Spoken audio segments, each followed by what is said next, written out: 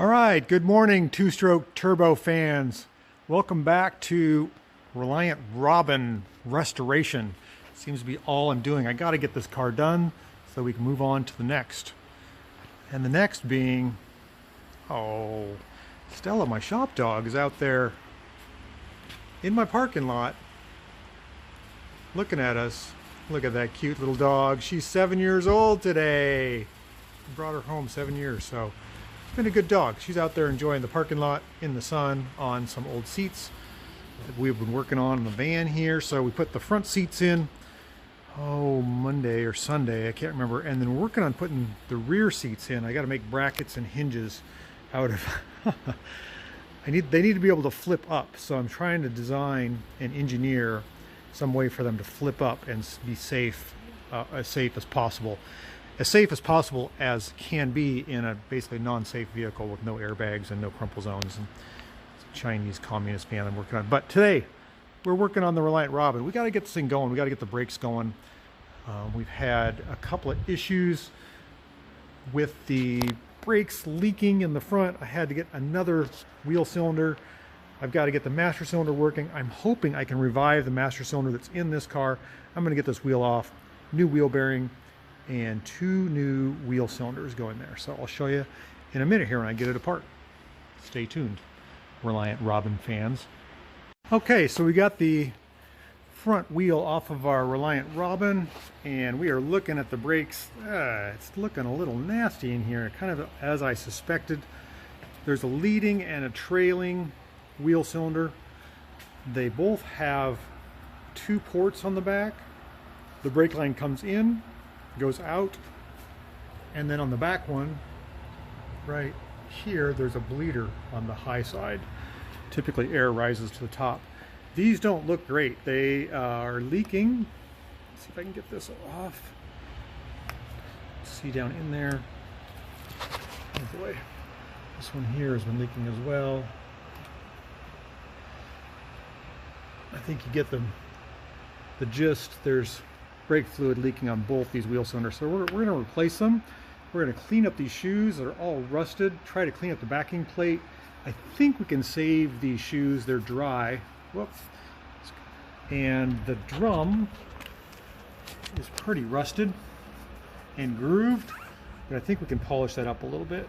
So we got to make this work for the guy. I think we're going to put some new wheel bearings in there as well.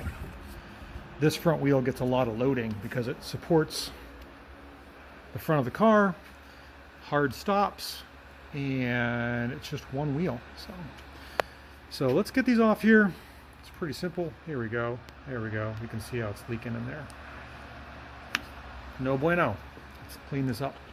Well, we got to resort to a little heat here. See if we can get these fittings loosen up. What do you know? That actually worked. Stella, where are you going? Oh yeah. Do you love it when a plan comes to fruition? So I'm going to get this one off first so that I can get a full brake fluid, brake line wrench around the other one that's stuck. Got to get this one off first. All right, so the brake shoes for the Robin are really scuffed up. I mean, they're glazed. I'm taking some 80 grit emery cloth. You don't want to breathe this in. It's probably asbestos. But if you rub just a little bit, you can see you can get that gray color back. Don't breathe the air. Don't breathe the air. You want to get all that glazing off there.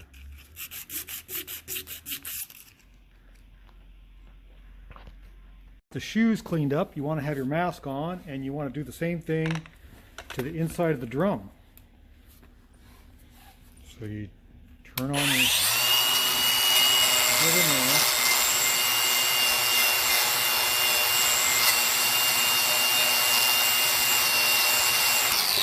Get all that rust off. Okay, so we got the backing plate cleaned up, a little paint on there. 1 wheel cylinder is installed.